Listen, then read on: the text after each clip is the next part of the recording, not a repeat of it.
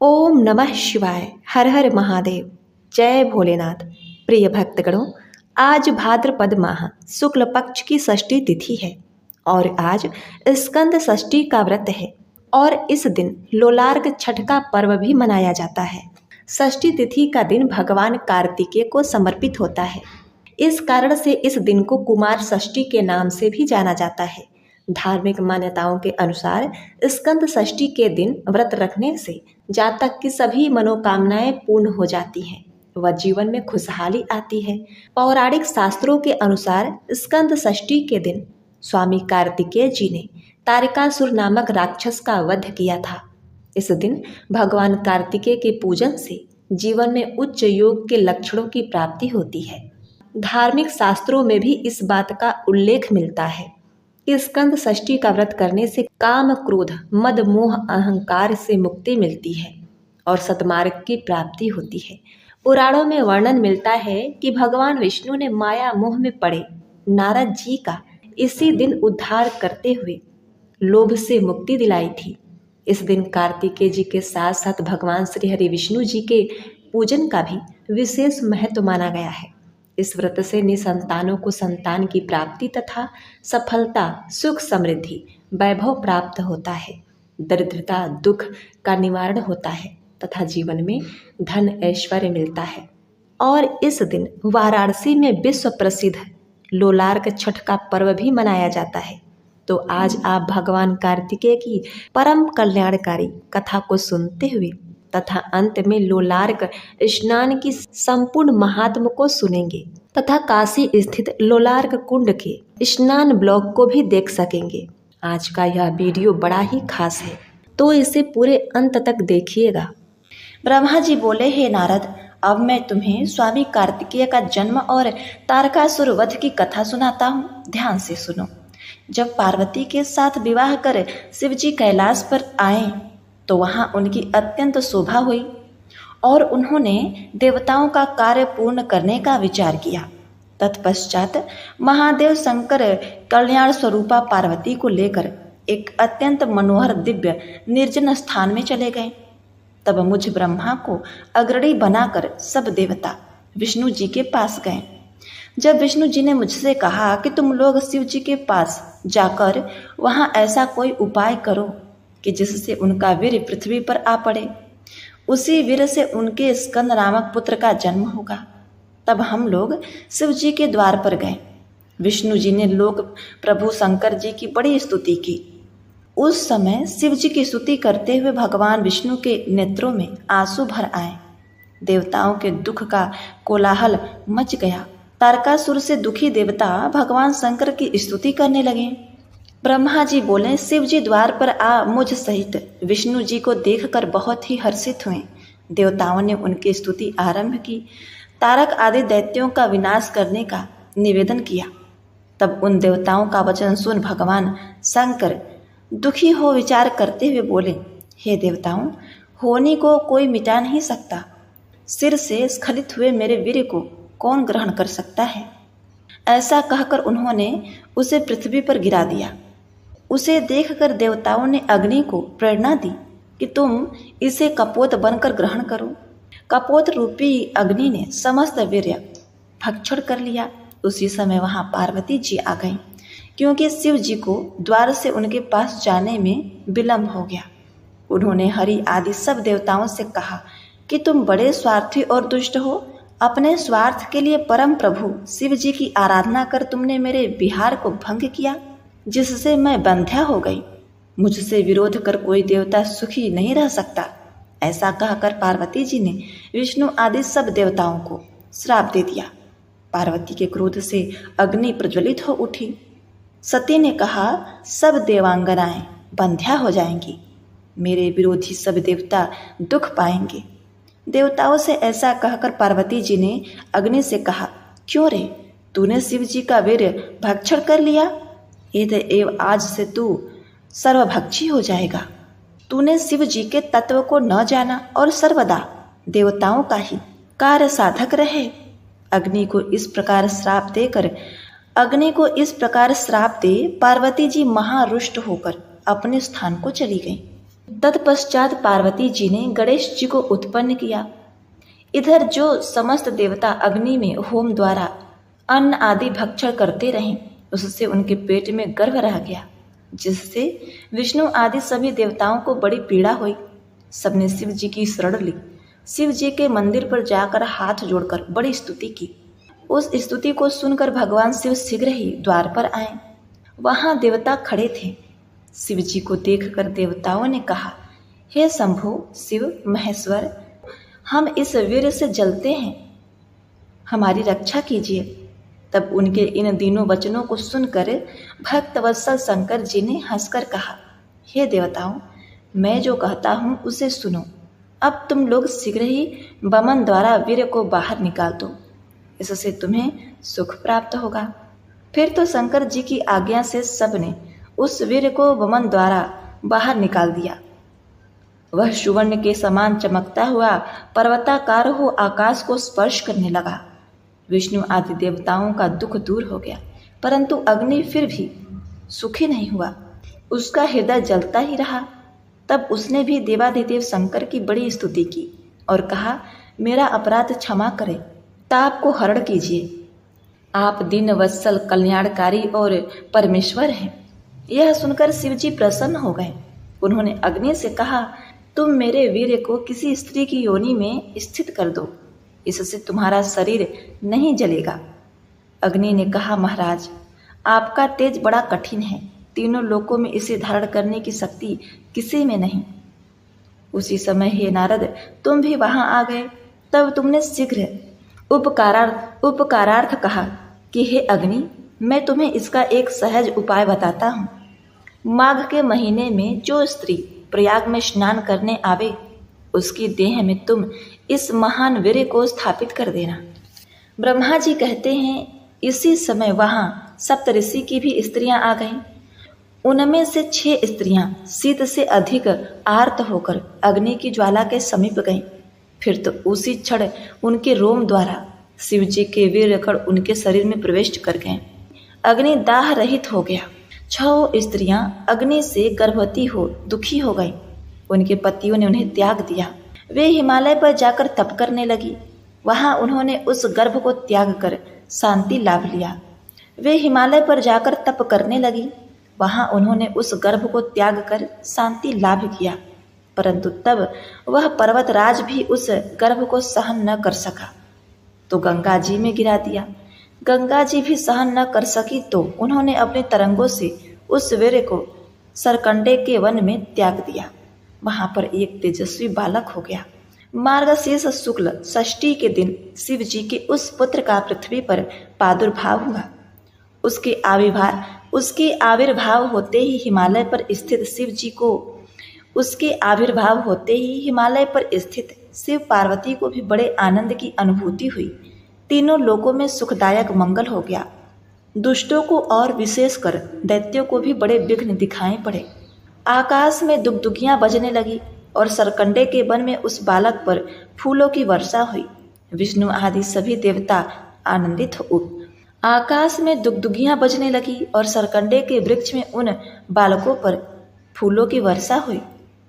विष्णु आदि सभी देवता आनंदित हो गए। ब्रह्मा जी बोले, हे सृष्टि के कर्ता।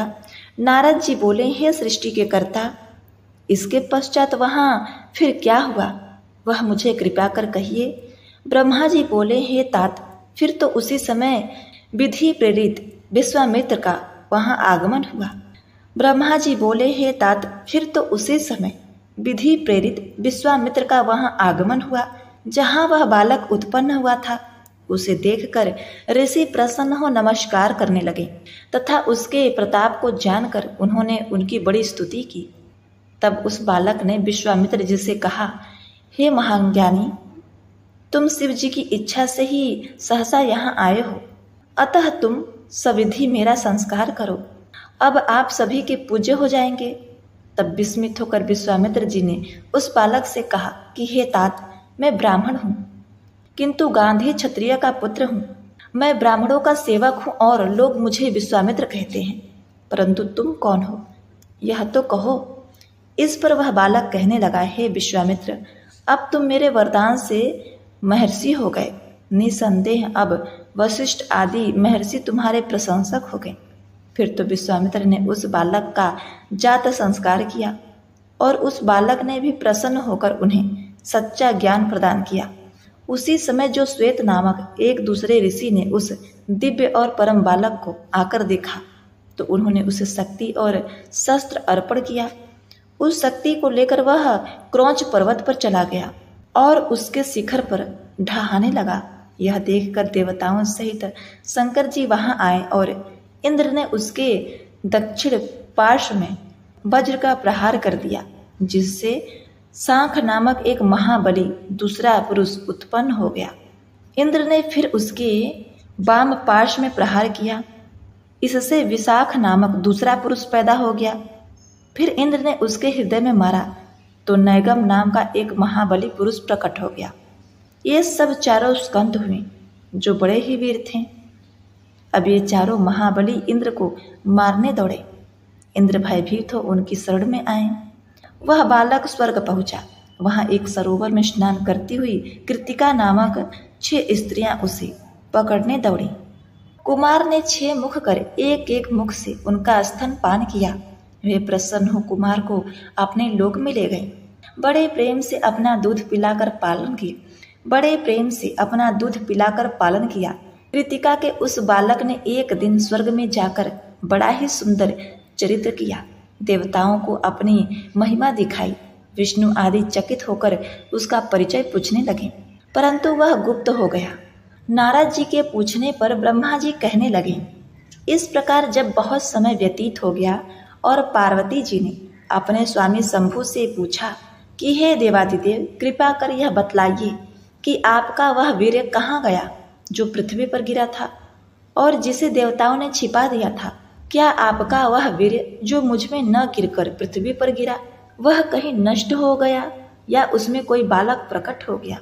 पार्वती जी के यह वचन सुनकर जगदीश्वर ने देवताओं और मुनियों को बुलाकर पूछा कि हे देवताओं, मेरा अमोघ वीर्य कहाँ है? उसको किसने छिपाया है? ईश्वर के यह वचन सुनकर सब सभा के लोग कंपित हो गए और क्रम से एक दूसरे को देखकर प्रभु के आगे उनकी खोज संबंधी एक बात कहने लगे। उसका पता पाकर शिवजी बहुत प्रसन्न हुए। उन्होंने ब्राह्मणों को बहुत सी दक्षिणा दी। फिर प्रभु ने अपने गणों को आज्ञा दी कि कृतिकाओं के यहाँ जाकर मेरे पुत्र को ले आओ।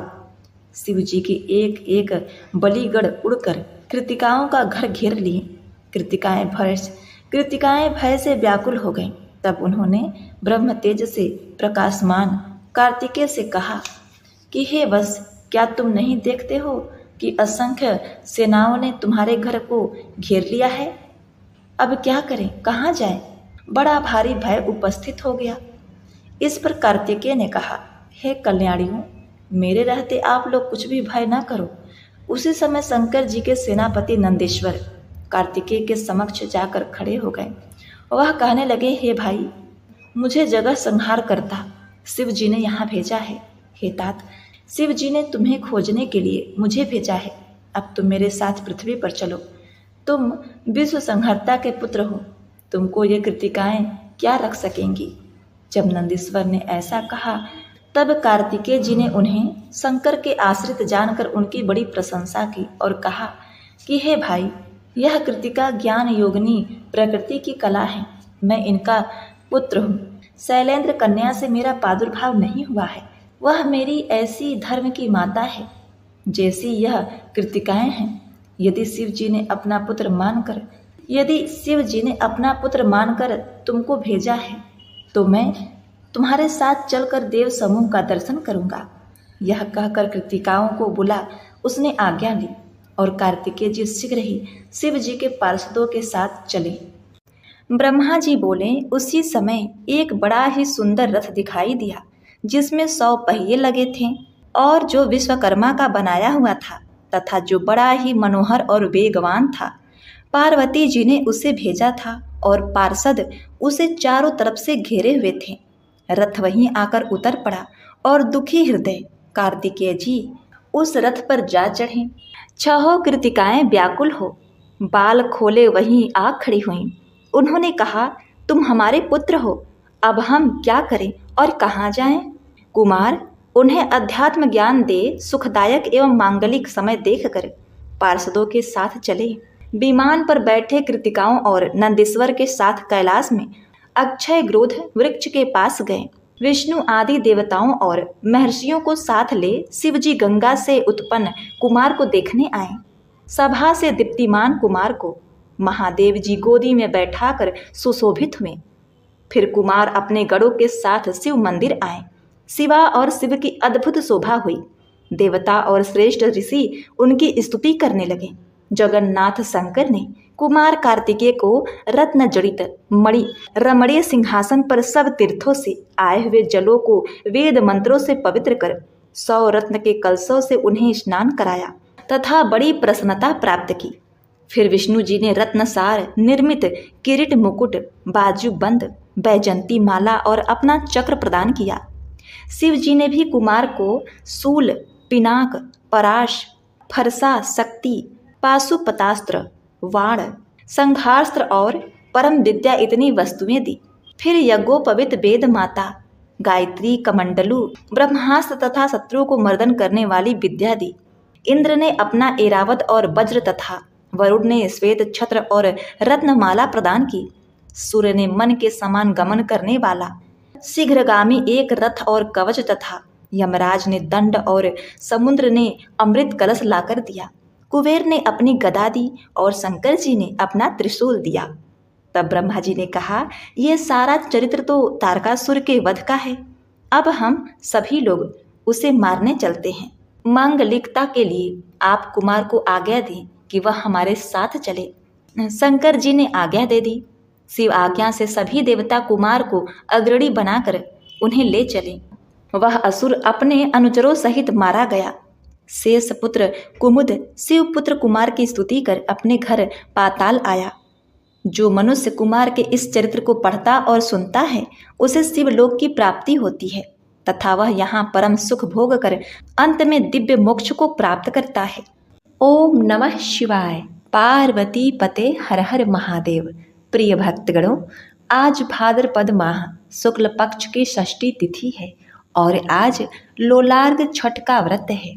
इस दिन विश्व प्रसिद्ध वाराणसी के लोलार्ग नामक कुंड में स्नान करने की धार्मिक मान्यता है। संतान प्राप्ति की कामना से हजारों की संख्या में यहाँ श्रद्धालु स्नान दान पूजन करने के लिए बड़े दूर दूर से देश विदेश से आते हैं।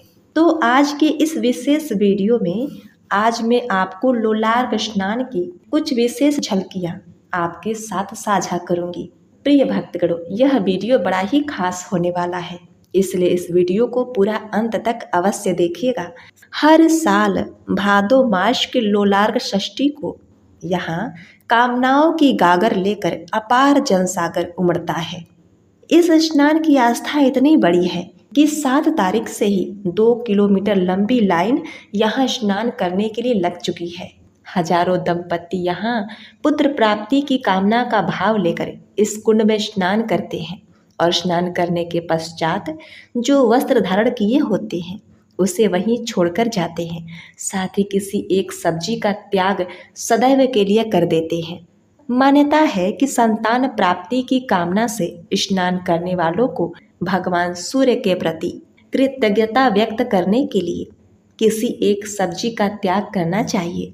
कहा जाता है कि अगर आप इस कुंड में स्नान करते हैं तो आपको चर्म रोग से छुटकारा मिलता है। एक कथा के अनुसार विद्युतमाली नामक एक दैत्य भगवान शिव का बड़ा ही भक्त था। इस दैत्य को एक बार सूर्यदेव ने हरा दिया। तब भगवान शिव जी सूर्यदेव पर क्रोधित हो गए थे और रुद्र त्रिशूल हाथ में लेकर उनकी ओर दौड़ पड़े थे। उस समय सूर्यदेव भागते भागते पृथ्वी से काशी में आ गिरे थे, इसीलिए यहाँ का नाम लोलार्ग नाम पड़ा। इसके अलावा साधु सन्यासी यहाँ मोक्ष पाने के लिए स्नान करते हैं। विधान है कि यहाँ पर एक फल का भी त्याग करना पड़ता है। मान्यता के अनुसार सूर्य के रथ का पहिया भी यहीं गिरा था, जो कुंड के रूप में विख्यात हुआ। कालांतर में यह लोक मान्यता हो गया कि जिनको संतान की उत्पत्ति न हो वह सपत्नी इस कुंड में स्नान कर लेता है तो उसको संतान का लाभ मिलता है। लोलार्केश्वर मंदिर के महंत के अनुसार पश्चिम बंगाल स्थित कूच बिहार स्टेट के एक राजा चर्म रोग से पीड़ित तथा निसंतान थे। किसी के बताने पर यहाँ स्नान करने से न केवल उनका चर्म रोग ठीक हुआ बल्कि उन्हें पुत्र की प्राप्ति भी हुई। कहते हैं कि उन्होंने इस कुंड का निर्माण सोने की ईंट से करवाया था। इस कुंड को सूर्य कुंड के नाम से भी जाना जाता है। भाद्रपद के शुक्ल पक्ष की षष्ठी वाले दिन कुंड से लगे कूप से पानी आता है। सूर्य की रश्मियों के पानी में पड़ने से संतान उत्पत्ति का योग बनता है। मान्यता है कि इस दौरान महिलाओं के स्नान करने से उन्हें संतान प्राप्त होती है। इसके अलावा साधु सन्यासी लोग भी यहाँ मोक्ष के लिए स्नान करते हैं। कहा जाता है कि लोलार्क कुंड की बनावट कुछ इस तांत्रिक विधि से की गई है कि भादों की षष्ठी तिथि को सूर्य की किरणें इस कुंड की जगह पर अत्यंत ही प्रभावी बन जाती हैं।